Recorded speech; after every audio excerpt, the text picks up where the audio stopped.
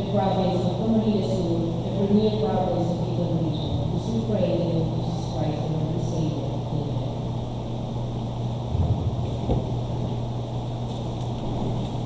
Mr. Chairman. Thank you. Yes, Mr. Chairman, that some members are still on the way going to the Samuel Agreement, manifesting that they will be coming. With this, Mr. Chairman, I move that we dispense with the roll call. Any second? There is a consent. We discuss with the roll call. Next item. Who are the developments of the decision will now state that 2017, 2018, regular session. The Honorable Oliva is now recognized.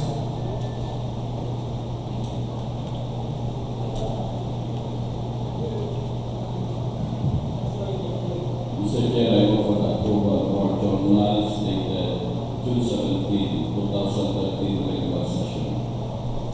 Any second? Judy Seconder, any objection? The chair hears none. The journal for the session on June 18 is hereby approved. June 17. Item 17. Previous documents, yes. Yes, of PCCP that we allow. Before that, Approval of the agenda. approval of the agenda first. Approval of the agenda. Yes, and the Honorable Naval is recognized. Thank you, Mr. Chairman, for inclusion and the committee report of the Committee on Laws and Review with 7 items. With this, Mr. Chairman, I move that the committee report of the Committee on Laws and Review be included. Second. Judy Seconder, any objection? The chair hears none. The same is approved. The inclusion of one item on the committee report, the committee report of the Committee on Health, Sanitation, Nutrition, Population, and Social Services. Any second? Judy Seconder, any objection? There being none, the same is approved. Previous hour, yes, yes. No, we still have to approve. Any inclusion? Any other inclusion? Yes, the Honorable Stampa, please recognize.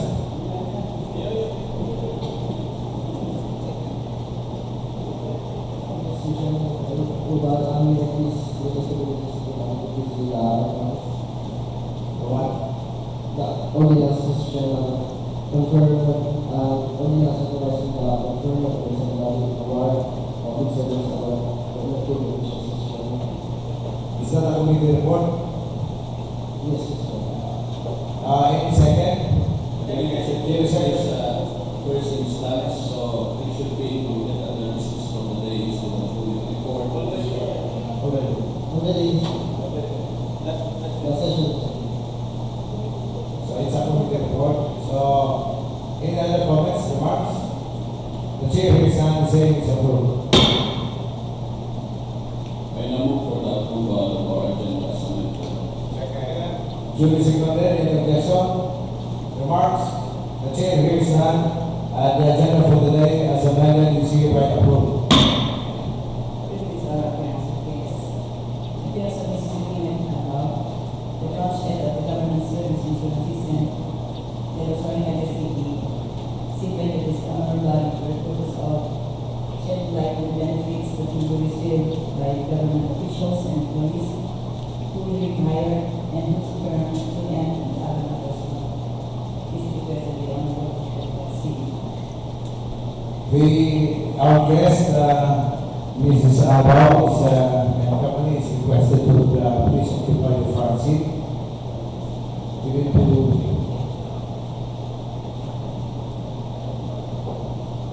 suspend. Mr. Chair, I move for the suspension of the rules to take away for the accommodation of our distinguished guests from the DSIS. Judy Seconder, the rules is suspended.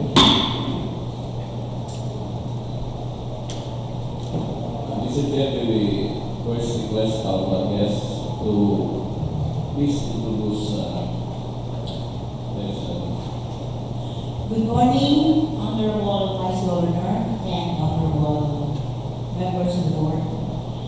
I am Josefina Pinapa,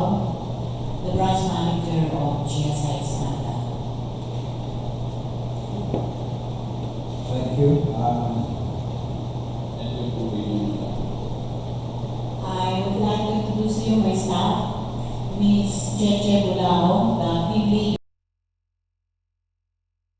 unit GSI Snaga, and Ms. Susan Alabastro. She's the professor of claims, especially retirement in the branch, and Ms. Gigi Agaw, the technical assistant. Mr. Chair, on behalf of the group, I would like to extend our appreciation and gratefulness to the group for coming over and for taking our request.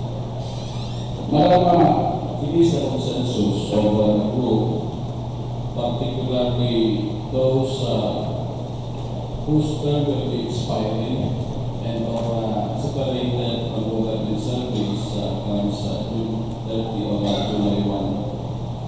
We invited you for the purpose of enlightening us on the status of our membership in the government service insurance system after our retirement and our expiration of our term, and what benefits are we entitled still after said period, and of course other programs and activities of your office. That is the premise of our invitation. Okay, thank you for granting us the privilege of informing you the benefits in GSIS. GSIS, you're covered by two insurances, the life insurance and the retirement insurance. The life insurance, upon termination of service, if your insurance is under life endowment policy, you will have, kung nakapot po yung maturity, you have the maturity benefit. Now, if your life insurance is under enhanced life policy, wala na pong maturity yun, but termination value. At the time of separation, pag you mature, you're going to surrender to us your policy contracts and you will be paid the cash surrender value. Ang cash surrender value po binabayaran natin depending on the cash value of your policy minus your outstanding loans or premiums in arrears for life. Now, under retirement insurance, the basic requirement for you to qualify for retirement is you have 15 years total length of service. Pagka mayroon kayo 15 years and you are already 60 years old, you are qualified to receive 5 years retirement lump sum benefit and then pension after 5 years. But if you are not yet 60 years old, benefit of 18 months lump sum and then a pension at 60 years old.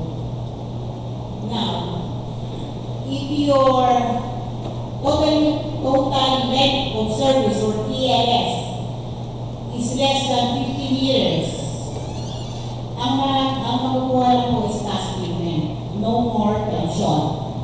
Wala po kayong ma-receive na pension. Cash payment to be paid also at the age of 60.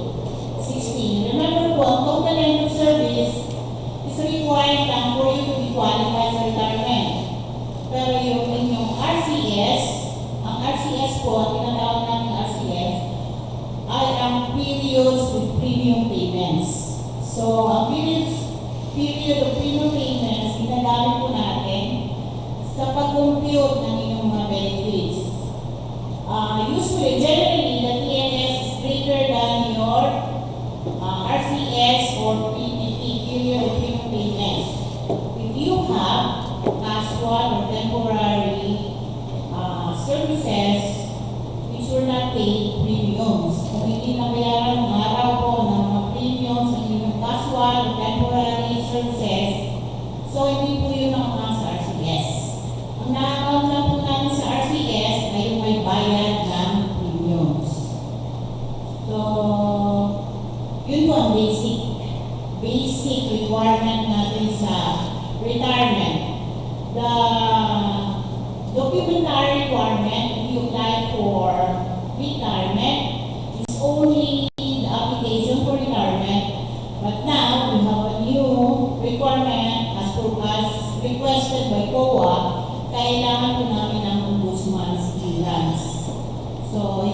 to attach ang Christmas clearance pag nag-apply po kayo sa retirement.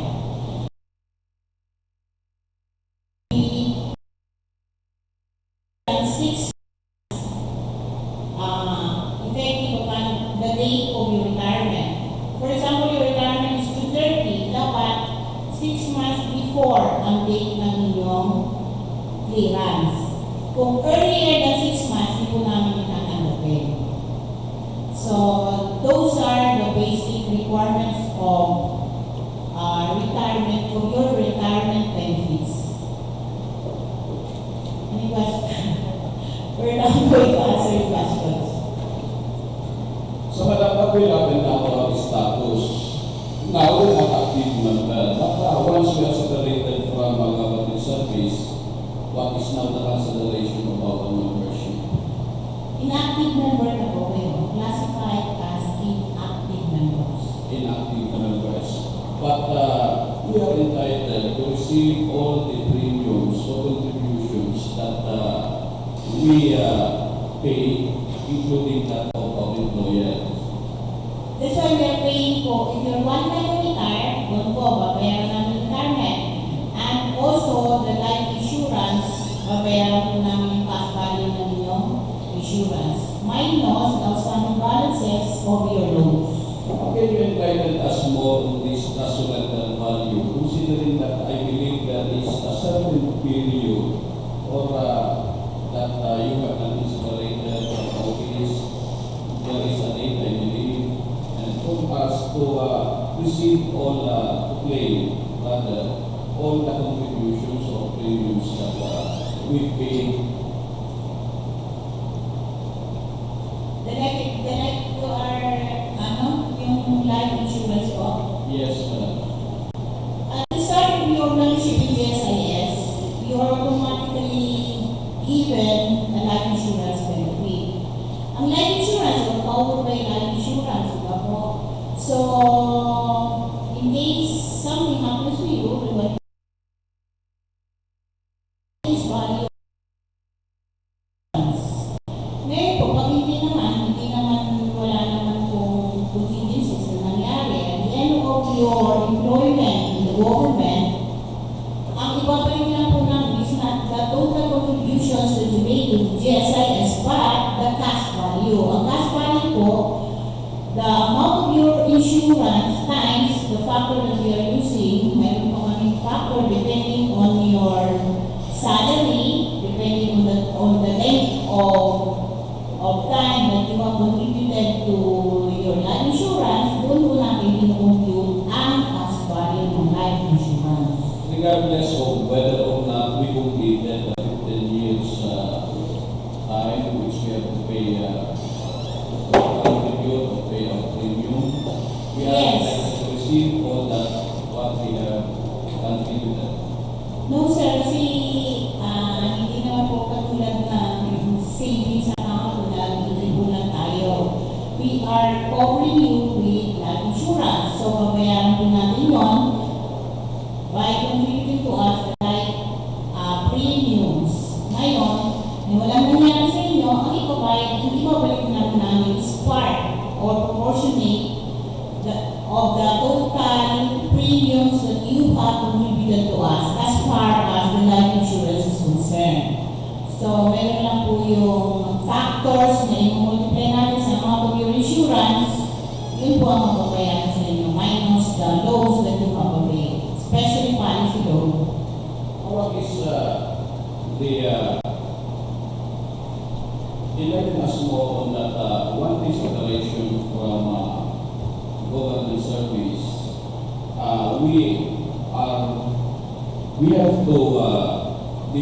We have to resort to this surrender value, even one consideration from government service. If you can enlighten us more on this statement in the policy.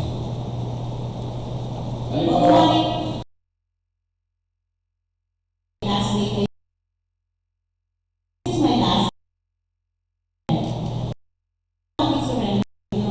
Automatic surrender. Automatic considered surrendered ang inyong life policy. what if subsequently we are then appointed in the government You're going to service, be issued another life insurance. another life insurance? Starts bagong life insurance. But in our case, It is not like the car insurance where if you intend to re-enter government, we can consider your unpaid services. Pag one day lang po ang na-separate kayo, ayaw nyo pa po mag-retire. And then, for example, one day or 1 year kayo na-separate. You're not in the government service. Pero ayaw nyo pa mag-retire. When we consider if you re-enter government after 1 year. Pero sa life, kahit 1 day lang, considered surrender ng inyong life insurance. so the consideration, madam, is until 1 year. If we Sa are retirement po yan, sa yes, retirement. we are referring to the retirement benefits. Mm. If we are separated from government service and subsequently in the government service again, You re-enter. within 1 year, we can still avail of the entitlement of our retirement benefits. Yes.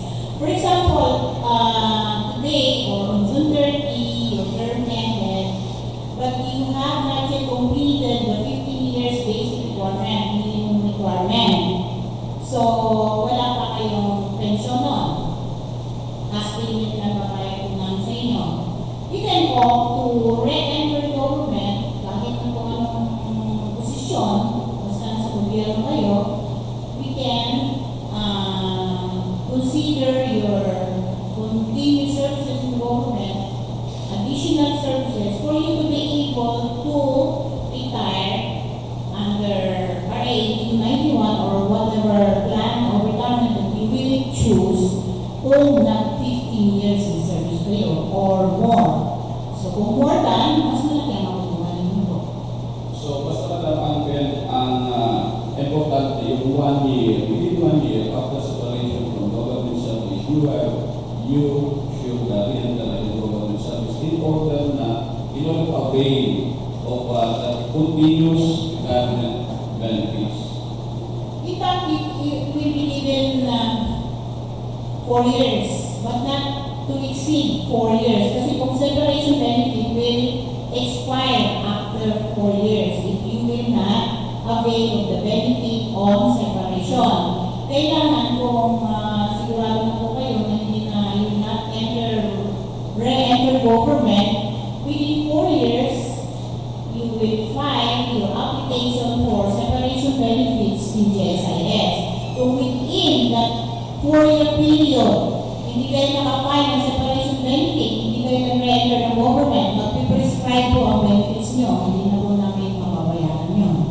It will prescribe Yes. no matter how long your contribution. If your contribution is less than 15 years,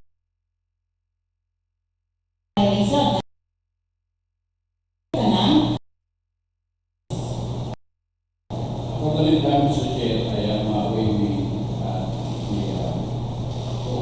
our police. Yes, the Honorable